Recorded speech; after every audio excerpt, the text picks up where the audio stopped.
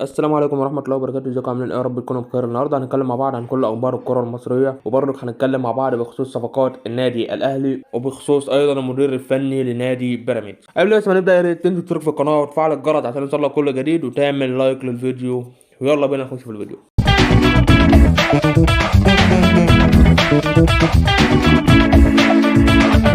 هنبدأ كده على طول بالنادي الأهلي، ونبدأ بالصفقات. النهاردة المهندس خالد مرتاجي سافر إلى تونس لإكمال صفقة محمد ندوي كريستو، وخلاص اللعيب بشكل نهائي هيكون متواجد في الأيام القادمة في مصر. دي كده بخصوص محمد كريستو. عبد العزيز يعقوب اللاعب النهارده كان متواجد في مصر، أو هو وصل امبارح الساعة 2 بالليل. واللاعب طبعا هيكون متواجد مع النادي الاهلي. النهارده كان في المستشفى للكشف الطبي بمصدر من النادي الاهلي، اللي هو وقع للنادي الاهلي لمده 4 سنين ونص. احنا امبارح كنا قلنا 3، النهارده بنأكد المعلومه، والاهلي وقع معاه 4 سنين ونص. واللاعب الفتره الجايه هيبدأ يشارك في التدريبات بشكل طبيعي جدا بعد ما الاهلي يعلن الصفقه. ده كده موضوع عبد العزيز يعقوب. موضوع بقى خالد عبد الفتاح، الاتفاق تم ما بين نادي سموحه والنادي الاهلي، وما بين المهندس فرج عامر والكابتن محمود الخطيب، وان خلاص اللاعب هيكون متواجد في النادي الاهلي خلال الايام القادمه لمده 6 شهور مع تفعيل بند الشراء. يعني لو 6 شهور خلصوا والاهلي عاوز يشتري خالد عبد الفتاح يقدر يشتريه في اي وقت. زائد كمان نادي سموحه هياخد حسام حسن وزياد طارق، وبنسبه كبيره هيكون معاهم محمد محمود، زائد مبلغ مالي. وخلاص حسام حسن النهارده نزل على انستجرام اللي هو خلاص راجع بشكل رسمي نادي سموحه. دي كده موضوع خالد عبد الفتاح، واللاعب خلاص في خلال الايام هيكون متواجد في تدريبات النادي الاهلي بشكل طبيعي جدا.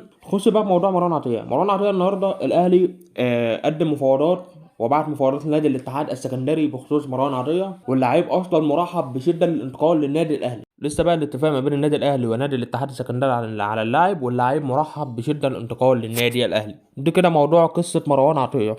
دي كده بخصوص صفقات النادي الاهلي. طب هل كده الصفقات خلصت؟ لا، لسه في الاهلي احتمال بشكل كبير يتعاقد مع لاعبين، واحد مصري وواحد اجنبي. وبنسبه كبيره المصري هيكون من نادي سموحه، والاجنبي هيكون جناح شمال بناء على طلب كولر. اما بقى بخصوص موضوع كهربا بشكل رسمي هيشارك مع النادي الاهلي بعد يوم 11، وبنسبه كبيره هيشارك في مباراه المصري البورسعيدي اللي هي يوم 12. ده كده موضوع كهربا. طب الناس بقى اللي هتخش تقول اصل لو الاهلي اتعاقد مع جناح شمال كهربا هيلعب في مركز ايه؟ كولر معجب باللعيب في مركز المهاجم. احنا بنشوف كولر دايما لما بيلعب كهربا بيلعبه في مركز الجناح المهاجم في الماتشات الوديه. النسبه تتخطى 99% هنشوف كهربا في مركز المهاجم. ده كده موضوع صفقات النادي الاهلي. والنهارده الاهلي ختم تدريباته استعدادا لمباراه انبي اللي هي بكره. المباراة هتكون الساعة 5 بتوقيت القاهرة على ملعب المقاولون العرب. زي ما أكدنا امبارح إن المباراة هتكون على ملعب المقاولون العرب مش ملعب بتروسبورت. وبنسبة كبيرة هنشوف مصطفى سعد ميسي في قائمة الأهلي لمباراة إنبي، وممكن نشوفه بكرة بيشارك في الشوط الثاني. ده كده أخبار النادي الأهلي. تخش بقى على أخبار نادي الزمالك.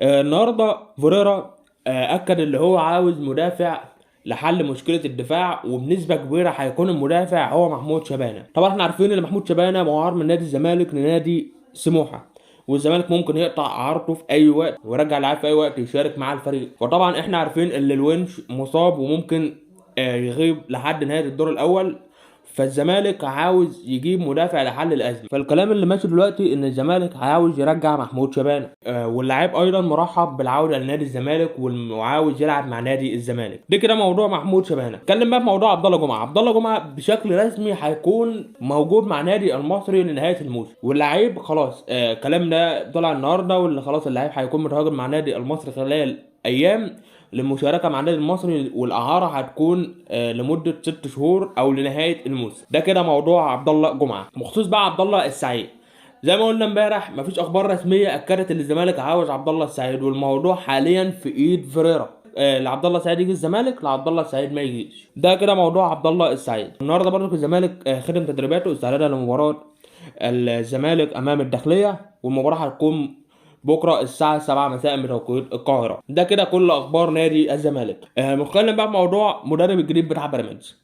طبعا احنا عارفين ان بيراميدز هيمشي المدرب اللي موجود حاليا وتعاقد مع باتشيكو، وخلال ساعات المدرب هيكون متواجد في مصر. خلال 48 ساعه او 24 ساعه المدرب هيكون موجود في نادي بيراميدز. ده كده كل اخبار النهارده في الدوري المصري. نقول بقى التشكيل المتوقع لمباراه الاهلي امام انبي بكره. نقول كده الاول الطريقه اللي بيلعب بيها كابتن طلعت يوسف، وبعدين نخش على التوقعات. كابتن طلعت يوسف بيلعب بطريقه 3-4-3، دي في حاله طبعا الهجوم. في حاله الدفاع الطريقه بتتحول ل 5-4-1. كابتن طلعت يوسف بيلعب على طريقه المرتدات، وبيعرف يلعب الفرق الكبيره زي الاهلي والزمالك. ونادي انبي مميز في الكرات الثابته والكرات العاليه والتسديد على المرمى، زي ما احنا شفنا لما تعادل مع الزمالك كان متعادل بكوره ثابته او ضربه ركنيه اتلعبت وجت بها هدف التعادل لنادي انبي. اهم لاعب عند نادي انبي هو رفيق كابو، هو مسجل 5 اهداف وصانع هدفين، وحاليا هو يعتبر من هدافين الدوري المصري، وهو لاعب مميز وبيلعب في مركز المهاجم، واحيانا بيتحول واحيانا بيلعب في مركز الجناح الايمن. ودفاعات النادي الاهلي لازم تاخد باله منه بكره، لان هو لاعب مميز جدا ومهاري وسريع. نروح بقى لتشكيل النادي الاهلي، وهيبقى في طبعا تغييرات كتير جدا، زي مثلا كريم فؤاد مش هيلعب،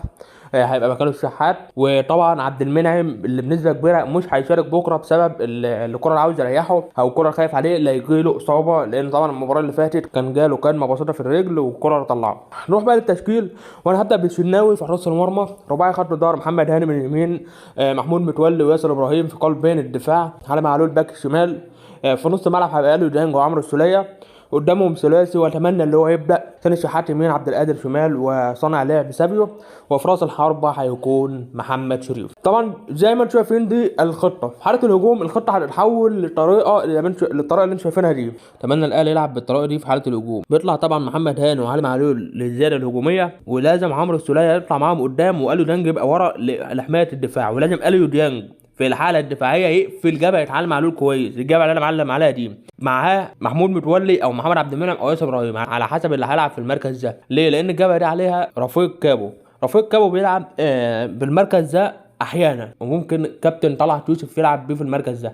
هو لعيب سريع جدا ومميز في الكرات العاليه، وبيلعب عرضيات كويس، وهو اصلا لعيب اجنبي، لعيب من تونس مش مصري. حاله الدفاع ترى بتتحول ل 4-1-4-1 زي ما انتم شايفين كده، ولازم الاهلي ياخد باله كويس من الكره العرضيه، وخصوصا الاثنين اللي هيبداوا في قلبين الدفاع، سواء كان محمد عبد المنعم او ياسر ابراهيم او محمود متولي، ويحاول على قد ما يقدر اليو ديانج يروح ناحيه الشمال مع علي معلول، طبعا مع رجوع احمد عبد القادر. في ناحيه اليمين ايضا في لاعب اسمه دويدار، اللاعب ده كويس جدا، لازم محمد هاني ياخد باله منه. حسين الشحات برضه هيكون متواجد برضه مع محمد هاني، بيرجع يساعده في الدفاع. مميزات نادي انبي، نادي انبي بيلعب الكره العرضيه بشكل كويس جدا، سواء بقى الضربات الركنيه او الضربات الثابته بيعرفوا يلعبوها كويس جدا. هو حذر من عرضيات نادي انبي، لان العرضيات دي بتبقى خطيره جدا جدا جدا. توقعاتنا بقى للمباراه ان شاء الله الاهلي يفوز على انبي بنتيجه 2-1، واكتبوا لي برضو توقعاتكم تحت في الكومنتات. وبس كده كده وصلنا لنهايه الفيديو، شكرا مع السلامه. اسف ان انا قلت الخبر ده في نهايه الفيديو، بس كريم فؤاد جاله قطع في الرباط الصليبي، وخلاص رسميا هيغيب عن الاهلي